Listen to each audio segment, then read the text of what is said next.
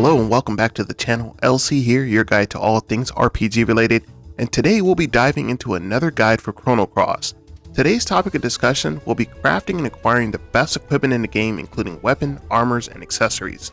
The general idea here is to give advice and guidance on which items you should focus your attention and resources on and acquire throughout your general playthrough, so not every specific item will be touched upon. As usual, if you are new to this channel and enjoy RPG content, make sure you subscribe and drop a comment. Let me know what content you'd like to see in the future regarding Chrono.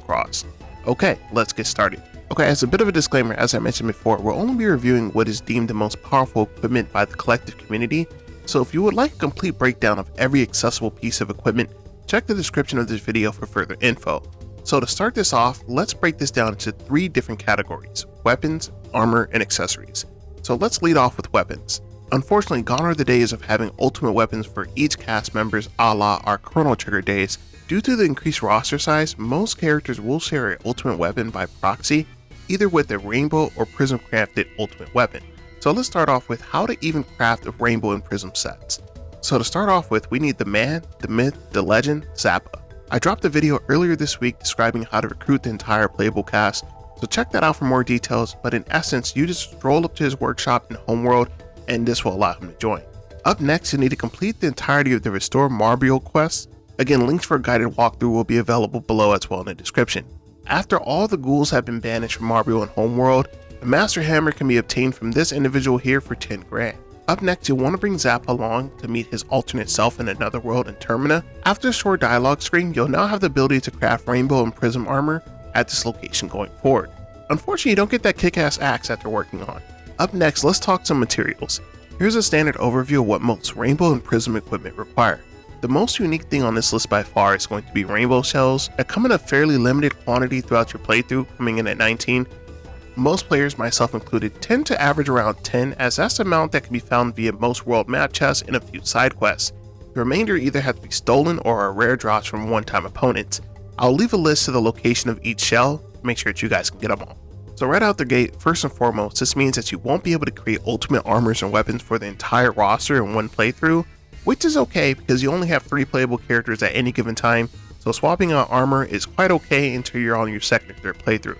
Now moving on, most equipment also requires some generic items such as feathers, scales, humors, and stuff like that. I found that you typically have more than enough of these just from a standard playthrough, and thus this really shouldn't be too problematic to acquire. Now you see these things right here, the shinies, these are generally where the majority of your time will be spent farming. The good news is that it's not overly tedious with the strategy I'm going to review with you in a moment. You'll have around 6 to 8 shiny components in less than an hour. One thing to note is that you'll also notice the exorbitant cost for each listed item. Make sure at the beginning of your playthrough that you pick up the Profiteer purse at Go Manor in another world in Termina.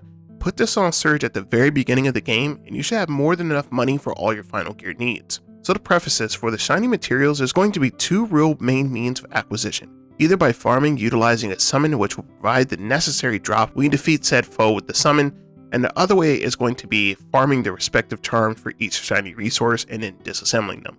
The first version can be done quite easily once you've gained access to the Bend of Time, more specifically this room right here that gives you access to the mannequins that you fought previously in the game. A very quick FYI, you'll get at least 1 summon of each element by defeating each of the respective dragons about 3/4 into the game. However, these are high level summons, so utilizing lower end summons might be more economical time wise. So the general strategy for farming is going to be this. You want to keep leaving and re-entering until you encounter a set of mannequins. They generally come in a party of 4. These are preferred as you'll typically have more than enough time to actually have multiple turns before they actually do anything. And this will also give you the potential of having 4 shiny materials drop per match. Getting started, the first thing you'll want to do is make sure that you definitely have very weak weapons on, bone level if you have them. Then ensure that you have enough respective elements to change the field over so that you can actually trigger the summon for each respective character. There's also a very convenient save point here so you can swap out elements so you can do all 6 of them. Using this strategy, you can easily get a high number of each shiny elements with relative ease.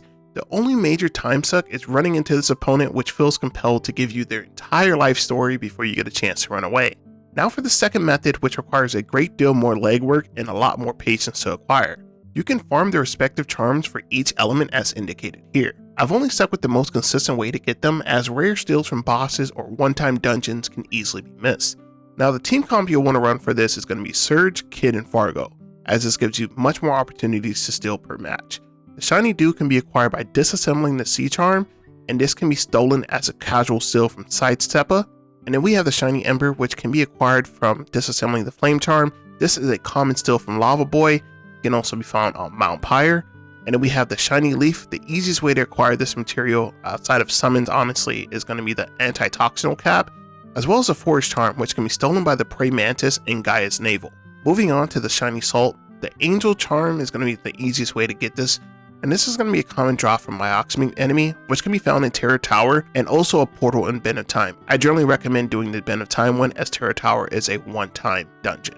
And in Shiny Sand, the easiest way to acquire this as well, outside of doing the summon method, farming Plaster Caps, or the Earth Charm. And this is a common steal from Hysteric in Gaia's Navel. The Earth Charm and the Forest Charm can actually both be farmed on Gaia's Navel, so if you are planning to farm them, you can actually do both of these in pretty quick succession. And then we have Shiny Suit. The easiest way for this is going to be to farm the Daemon Charm, which is a common steal from the Shadowcat enemy in Fossil Valley and Another World. So for my testing, these by far are the two most efficient pathings that I found as far as farming the shiny elements.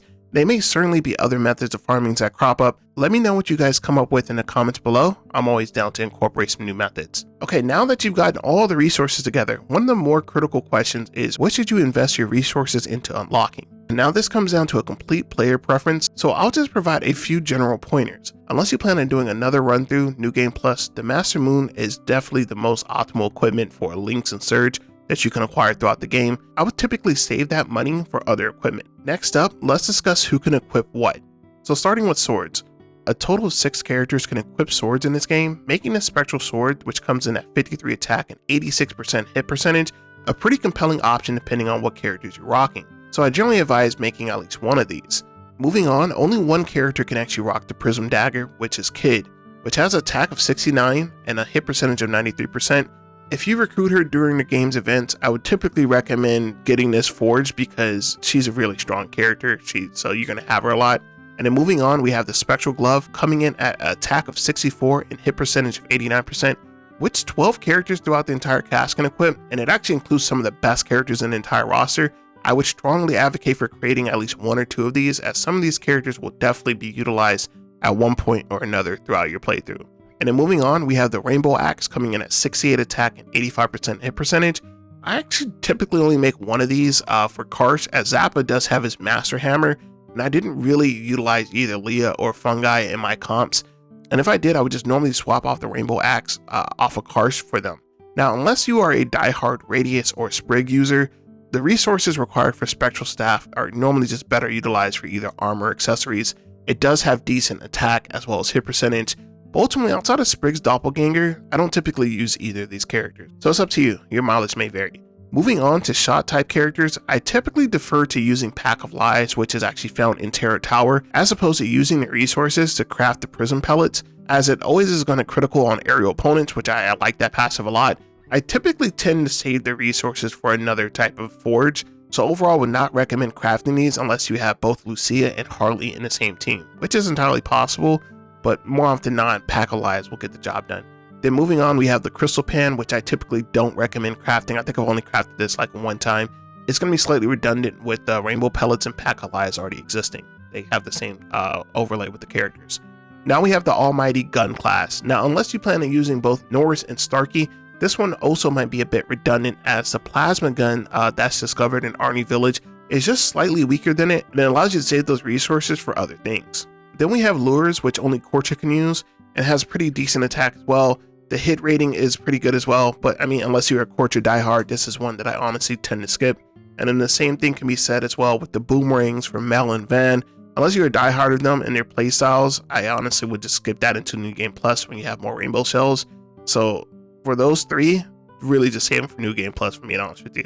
And then moving on to the Rainbow Rod, I would strongly typically recommend doing this in your first playthrough, as Riddell is one of the best pure magic users in the entire game. And if for some reason you're using her and Razlie, for Razlie you can always get the Floral Rod, which is located in the Terror Tower quest. And then moving on, we have Picks, which can be utilized by both Nikki and Irene. A decent crafting, which both of these characters being somewhat like mid-high level, I would definitely recommend crafting at least one of them, because at some point I found myself always using Nikki or Irene throughout most of my playthroughs. So Having one of those is normally pretty good, especially if you plan on bringing one of those to the final dungeon. And to top us all off, we have beta carotene, which is just okay. I find that more often than not, most people just tend to dismantle this for raw equipment. It's okay, but it can only be used by one character, Janice, and most people typically don't run Janice. And that'll do it for weapons. Let's talk about some armor, shall we? So for master crafting, we have two options. We have the Prism Vest and Prism Mail. So which should we pick? So the Prism Mail does add a higher overall defense stat, and the vest increase evasion by a few points, but the honest answer for most players is neither. The real answer for late and endgame comps is that you typically want to utilize the elemental mails that you've stolen from each respective dragon when you fight them. Their ability to ward off elemental damage is beyond clutch for many late game opponents and certainly in New Game Plus as well. So if you have a strong inclination to buy either one of these, I would recommend the vest because regardless as to what the actual number on your evasion stat says, you will always get hit by text and elements, making it kind of irrelevant for certain boss set characters. They're always going to hit you with text and elements, so evasion is irrelevant. Another thing to note is once you start reaching some of the higher elos of this game, I'm talking like level 70 and above, the damage that's done with you somewhat normalizes. So in some cases, it's actually better to just have an Energizer suit as opposed to Prism gear. Said Energizer suit can be located in Hermit's hideout in Homeworld. And to cap us all off, we have accessories. The Prism helmet is generally worth it for at least one accessory slot until you acquire numerous Stardust capes, and again, at higher levels there will be better accessories that take precedent over the Prism helm, such as the sunglasses, the Moonglasses, but if you plan on just a typical playthrough, these are a solid investment for your three main characters. Speaking of the sunglasses, which increase the damage output by the wearer by 25%, they can be obtained by defeating the Cryosphinx and Dragon Isle in another realm. Mind you, this is considered one of the game's super bosses, so make sure you are fully prepared before you waltz in to combat him. This is one of the hardest fights in the game. On the other hand, Moonglasses are a steal or a drop when fighting Harley at Hermit's hideout. It reduces all damage taken by 25%, and it's actually worth reattempting this fight if you don't get them at the conclusion of the fight. They're really that good. Typically, both of these are considered must-have accessories for endgame comps. Now, as I mentioned at the beginning, there are going to be other accessories, but these are just kind of the bullet points ones. These are the ones that you typically don't want to miss throughout any playthrough. Now, to cap us all off, the last thing I want to talk about is the Mastermune and Einlazer. Both of these respective weapons save you from unnecessarily needing to craft additional rainbow and spectral weapons and can be obtained during in-game events. I would highly recommend completing both of these side quests as the benefits for both weapons are quite game-changing. I'll provide a link to a guide on how to acquire both of them in the description below. And that'll cap us off on today's Chrono Cross guide. Be on the lookout for future content and make sure you like, comment, subscribe if you enjoyed the content. Till next time, LC signing out. Peace.